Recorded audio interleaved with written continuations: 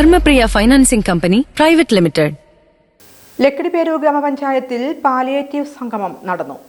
ലക്കിടിപ്പേരൂർ ഗ്രാമപഞ്ചായത്തിൽ പാലിയേറ്റീവ് സംഗമം നടന്നു. പഞ്ചായത്ത് ഓഡിറ്റോറിയത്തിൽ നടന്ന പരിപാടി Ottapalam block panchayat president K Suresh ഉദ്ഘാടനം നിർവഹിച്ചു.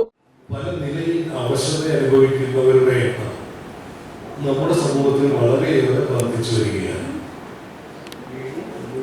കേരളത്തെ സംബന്ധിച്ച ഒരു പഠനം പാലിയൻ ഇന്ത്യ എന്ന് പറയുന്ന പാലിയേറ്റീവ് രംഗത്ത് പ്രവർത്തിക്കുന്ന ഒരു വലിയ സംവിധാനം നടത്തിയ ഒരു പഠനത്തിൽ പറയുന്നത് കേരളത്തിൽ ഓരോ പഞ്ചായത്തിലും ഉള്ള ജനസംഖ്യ എടുത്താൽ ഇപ്പോൾ ഉദാഹരണത്തിന് 25,000 ജനസംഖ്യ പ്രായപൂർത്തിയായവർ ഉണ്ടെങ്കിൽ ആ ജനസംഖ്യയിൽ ഏതാണ്ട് 2,000-ഓളം പേരെങ്കിലും ഈ പറയുന്ന പകർച്ചവ്യാധി അല്ലാത്ത രോഗങ്ങളാൽ പ്രമേഹം തുടങ്ങിയ രോഗങ്ങളാൽ ബുദ്ധിമുട്ട് അനുഭവിക്കുന്നവരാണ് എന്നാണ്.